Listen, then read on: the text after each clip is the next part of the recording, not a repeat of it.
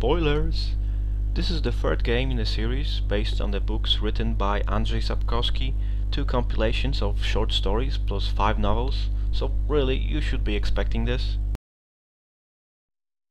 Right from the start, CD Projekt Red lets us know that all the footage is actually in-game. This is important because it looks almost CGI at some points. The game is built on their own Red Engine 3, which is an upgraded version of Red Engine 2, used previously in The Witcher 2 on PC and Xbox 360. It's designed to work exclusively on 64-bit software and to create vast open worlds with no loading times.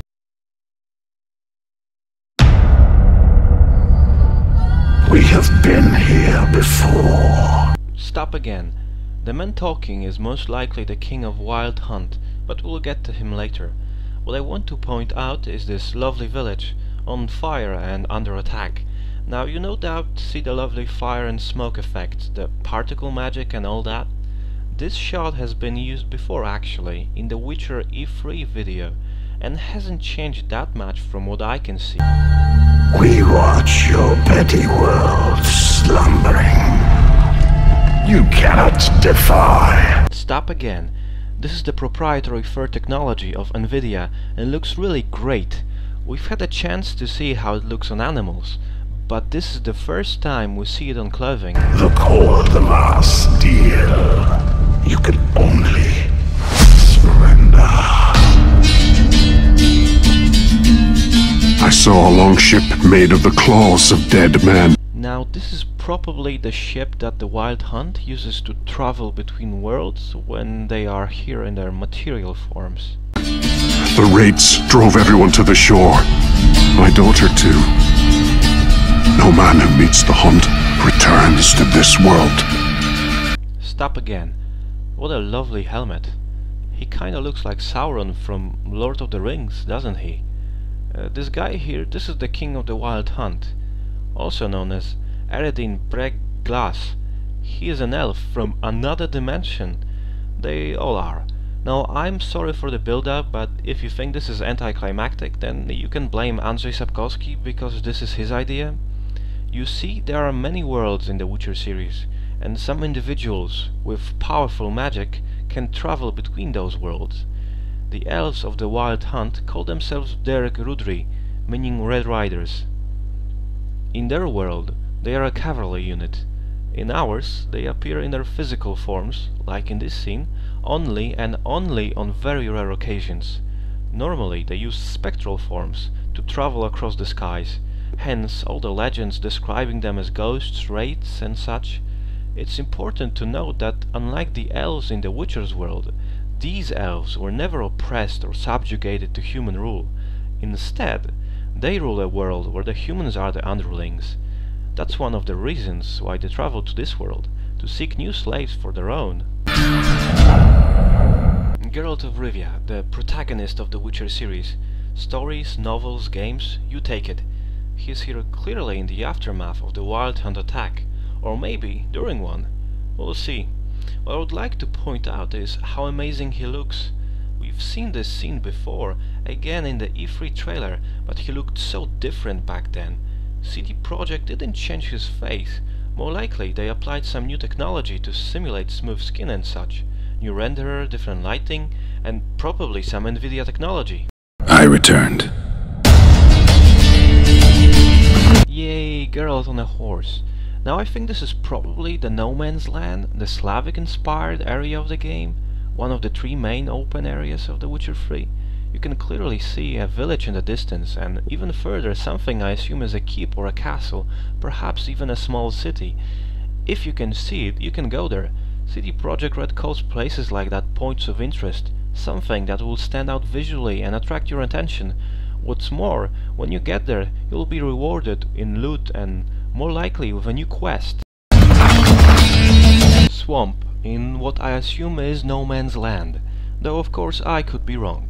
It looks remarkably like the one in The Witcher 1, with the tower in the background and wooden huts similar to the ones used by brickmakers. There is a big possibility that No Man's Land is actually set in Temeria, around the city of Vizima. It wouldn't be surprising considering the fact that CD Projekt Red is clearly going back to the beginning with The Witcher 3, and we most likely can expect a lot of throwbacks to the first game in the series. It's so beautiful, clearly Slavic inspired, the flower pattern on the house on the right, the colored windows. But what's most impressive is the sheer amount of detail in this scene. It feels truly alive. You can see the mill working, the people carrying bags of flour on their backs, children playing, a guy taking water from a well, a guy praying, a guy with a horse, and that beautiful laundry blowing in the wind.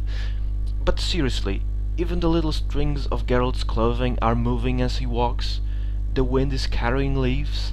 It's insane. You can even see people watching Geralt as he walks by, because he stands out as a Witcher. This is Novigrad, the biggest city in the world of The Witcher. Almost 30,000 people live here. It's a free port city, meaning it technically doesn't belong to any kingdom and governs itself, though this is mostly on paper, as many ships of the neighboring kingdom of Redania station in the city. Novigrad is especially interesting because it's also the setting of the Eternal Fire short story from the Sword of Destiny, the second book in the Witcher series. It's safe to assume that many of the characters from that short story will appear again. It's clear that CD Projekt Red is trying to recreate the size of the city. It's gonna be in scale, of course, but it's still very impressive. You can see people going by on the streets of the city. You can see men fixing the roof on the left. It's been said many times that they are basing the city on the medieval Amsterdam, and really looks like something straight out from our own history. What's more interesting is the fact that Novigrad area will not limit itself to the city. You can see with ease a mill to the right, 2 towers, perhaps a keep in far middle. Those are places that you can go visit. It's also great that they've got rid of the green filter that's been present in the E3 trailer. Just want to point out that Geralt cut off this man's hand, and the fact that people in the background seem a little oblivious to the fact that a fight is going on. Or maybe they just don't care. Geralt using an art sign. You can see those beautiful particle effects for a mere second there, but what's more impressive is the fact of the environment reacting to the sign.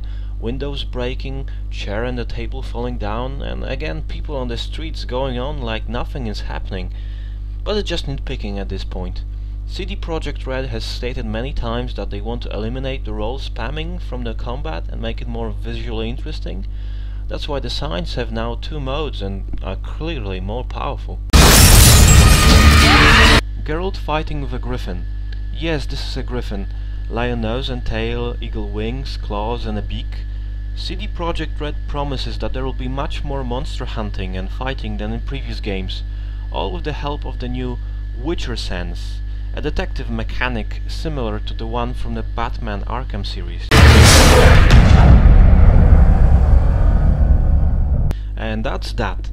The Witcher 3 Wild Hunt is due in 2014 on PC, Xbox One and PS4.